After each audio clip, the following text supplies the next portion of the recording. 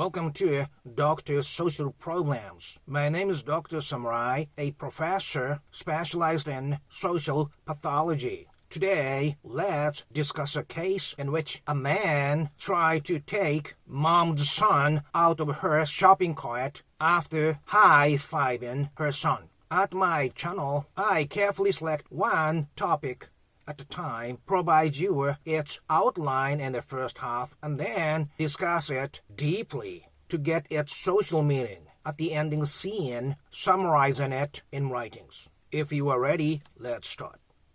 Today's discussion is based on an article, and Alabama mother said she kept her eyes on the man who high-fived her son in a Walmart. Then she caught him, tried to take him out of her shopping cart. Written by Kenneth Niemeyer for Insider. According to the article, when she was in a self-checkout line with her 3-year-old son, Madison, a man approached them and gave Madison a high five. And she thought it was all right at the time because Madison was throwing a tantrum at the time, and she assumed it was to calm him down. But still, she kept her eyes on that man. Then he told Madison, "We're going to go to my truck," and he actually lifted him out of her shopping cart into his shopping cart. Her mother, Tiffany Rush, just couldn't believe it because this kind of incident never happened with her other 4 kids, which was very scary to her. So she grabbed the man and put her son back into her shopping cart. After that, she reported it to police, but initially they didn't take it seriously.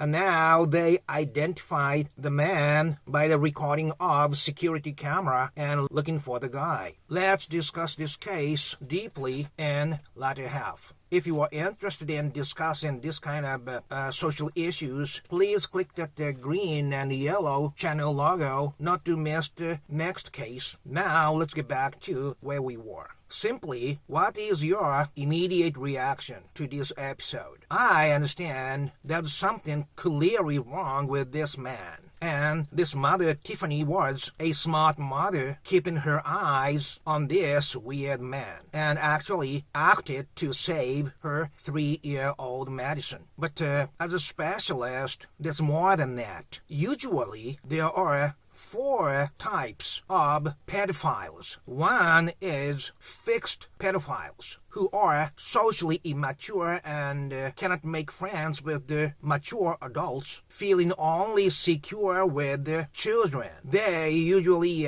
go for familiar kids, and most of the case, they don't have sexual intercourse with the child, but just touches them. And the second type is regressed pedophiles. They lost their confidence for some reason and temporarily regressed to be closer to children to regain their adult confidence. As they are on adult mentalities, they usually proceed to sexual intercourses with the children. Third type is impulsive and aggressive type, who are usually avoided by other people. They just cannot control their impulses and do and act out to their moods, regardless of whether the target is adults or children. And as such, they often resort to violence as well. And the fourth is sadistic pedophiles, whose primary interest is getting excitement by hurting others. And in this case, mainly boys. And in the worst case scenarios, they could resort to murder, as is seen with serial killers. These 4 types of pedophiles introduced. Which do you think this man would belong to. Highly likely, this man belongs to fixed pedophile type, whose targets are always children. And as I have said, they often target the familiar children. This guy superficially got acquainted with the mother and tried to take Madison out as if it was a matter of natural course. This closeness they establish is the point we should pay attention to.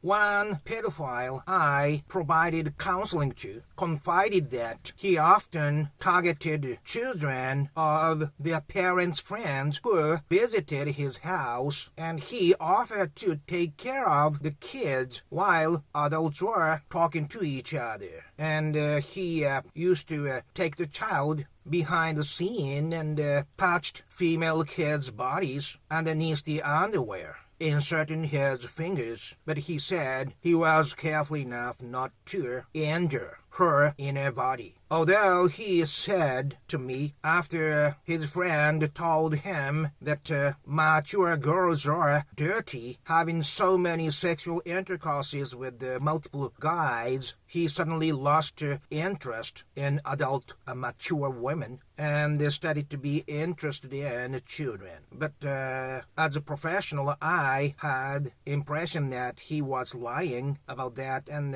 his original interest was only in children, and just trying to justify his acts being temporarily regress, himself being a student of very high-level university. And I would like to point out two more things. One is, if you are interested in this kind of deep information which you cannot get anywhere else, please subscribe to this channel by clicking this channel logo. After all, what is the best advice for kids not to be molested, which I know very well happen so quite often in the United States? They used to teach never get close to strangers. It still works, but nowadays there are more cases of child molestation in which the perpetrators are family friends. And as such, the best advice would be trust their sixth sense. Whenever they feel something uncomfortable with anybody, regardless of being close to their parents, keep distance from them. And one other important advice is to teach them to speak up when they feel discomfort with any adults. In order for them to do that, we need to raise them to be a positive person about their own feelings. We should never be suppressing down on children. Rather, we have to believe in themselves. Without being positive about themselves, they can never speak up when encountering with some uncomfortable situation. And lastly, in today's distorted society in which capitalism promotes consumers' self-egos, which lead to their purchases of merchandises, even distorted interest to the social rules can be sometimes accepted in society. For example, sexual contents in cartoons can be condoned, overlooked, just to make profits. Under this kind of atmosphere, there are more people with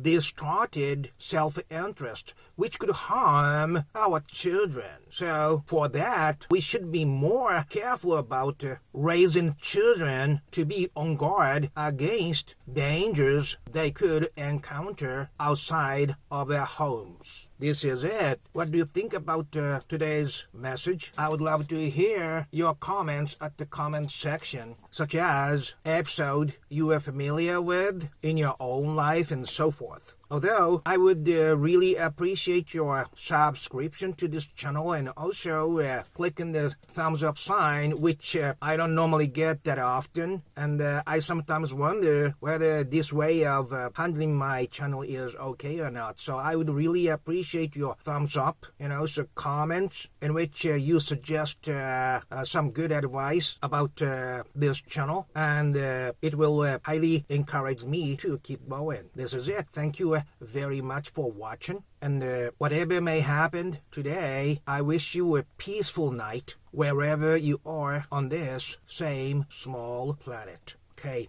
until next time. Bye-bye.